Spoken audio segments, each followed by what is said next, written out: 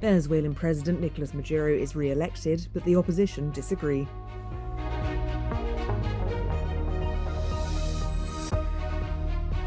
Thousands attend the funerals of the youngsters killed in a strike on Israel as diplomats scramble to avert a regional war. Thousands gathered in Kyiv to commemorate the memory of 50 Ukrainians killed by an explosion while they were detained by Russia.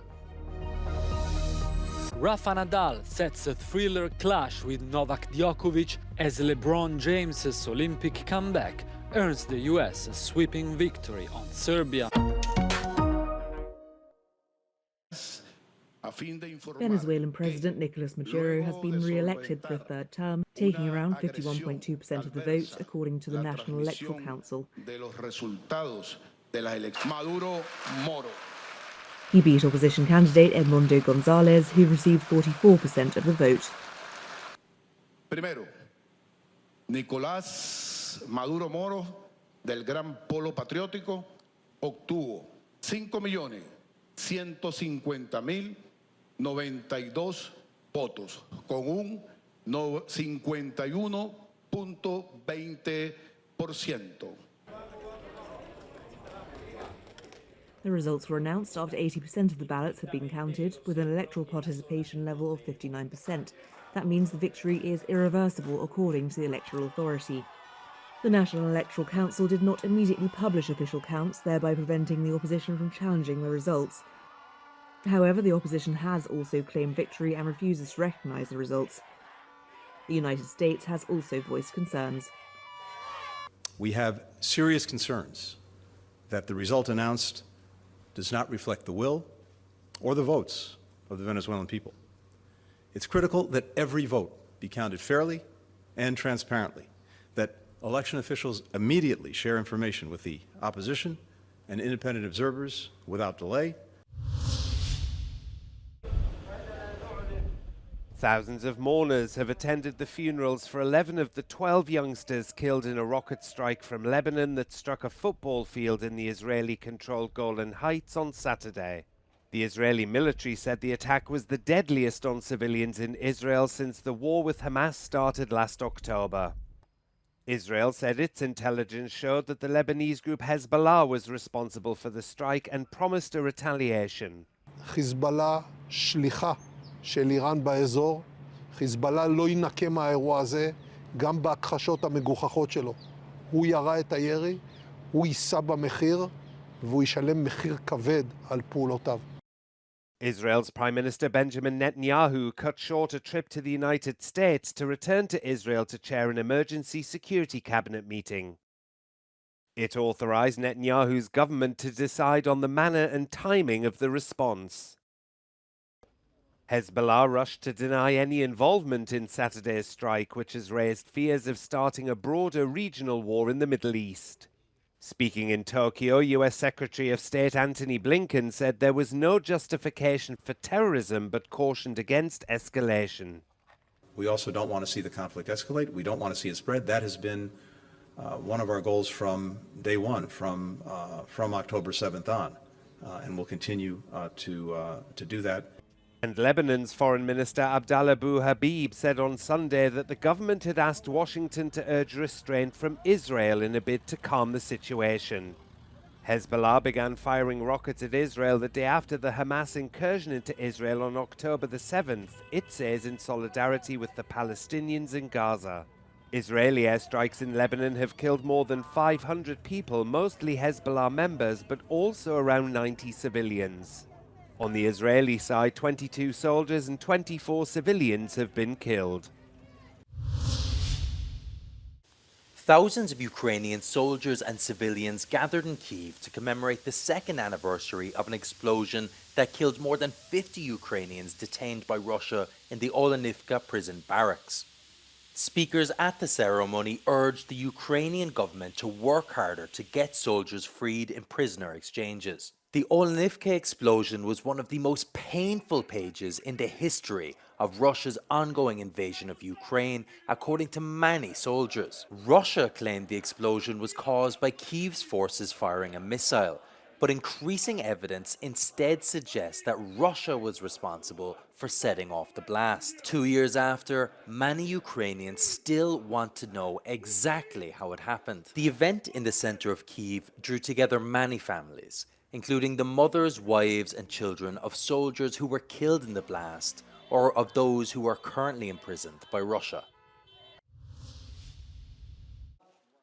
Thousands of Ukrainian convicts have traded in jail time to fight on the front lines. Aimed at boosting flagging infantry numbers amid the might of the Russian army, a recently passed bill means that fighters like Psycho in Kharkiv can quash their prison sentences and defend their country. Немножечко законы поменяли, нам плюс. Мы можем стать полезными, очистить свое имя, начать новую жизнь. Помочь тем, кто нуждается нам там. The war against Russia grinds into its third year, with over 30,000 Ukrainian troops killed. A battered infantry is hopeful about the new fighters. Чому наших оцих хлопців так за них цепилися всі бригади? Тому що ні для кого не секрет, що на третьому році війни мотивованих бійців в поповненнях практично немає. Ці хлопці A military deputy commander believes this unique opportunity allows 3,000 recently paroled prisoners to improve upon their futures. Самі люди, вони бажають змінити своє життя на краще, тому наразі немає такої необхідності приймати якісь радикальні міри. Вони військовослужбовці Збройних сил України, котрі підписали контракт. Тому відношення до них як до військовослужбовців. Prisoners not convicted of serious or violent crimes, such as rape and murder, are eligible to participate. Bomb shelters on the beach is what a holiday in Odessa, Ukraine looks like. Authorities intend to grant permits for around 20 Ukrainian beaches to open this year, subject to the fulfillment of strict security conditions. While people shouldn't use the beaches for recreation according to the authorities, it still doesn't prevent people from relaxing on the beach. The Ukrainian tourism sector was devastated by Russia's invasion, and many hotels still can't legally open due to bans which can be financially crippling.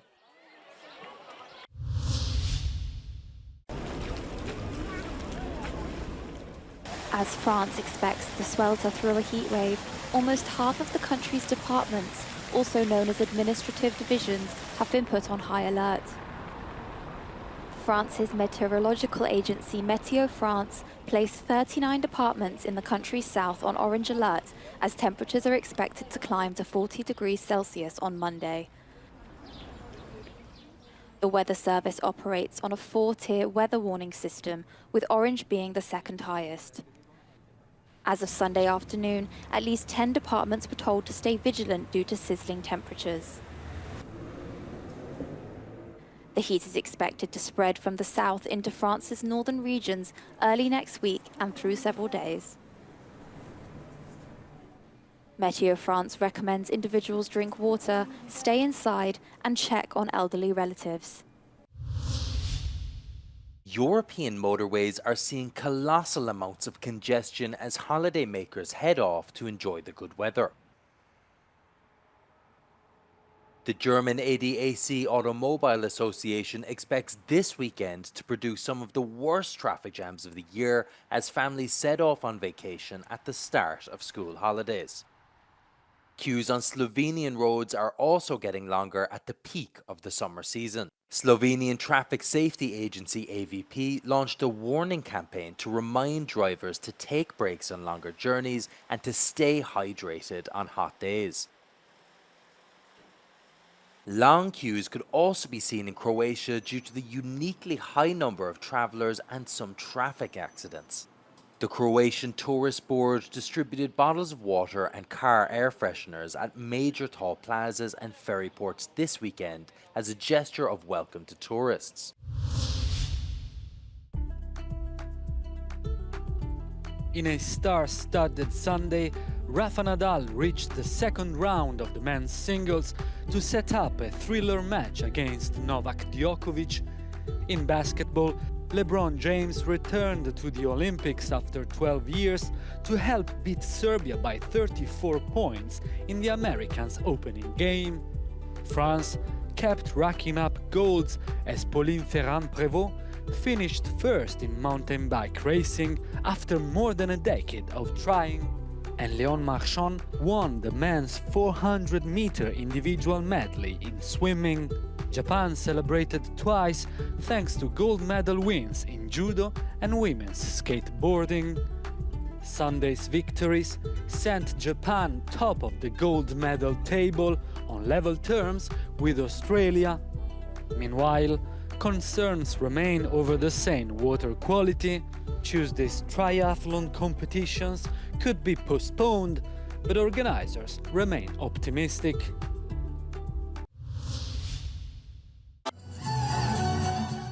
Hundreds of dancers from 9 countries attended the International Folklore Festival in Romania. Mexican guitars, Greek flutes, Czech violins and Romanian shouts could be heard at the opening of the 12th edition of the country's International Folklore Festival. 9 countries sent performers to represent them at the festival. Most of the 300 dancers who were sent to show their talent and passion for folklore at the festival were in Romania for the first time. Residents of the town where the festival is held look forward to it every year, especially because the talent changes each time the festival happens. After a weekend full of music and dances from performers gathered from around the world, the festival ended with a laureates gala.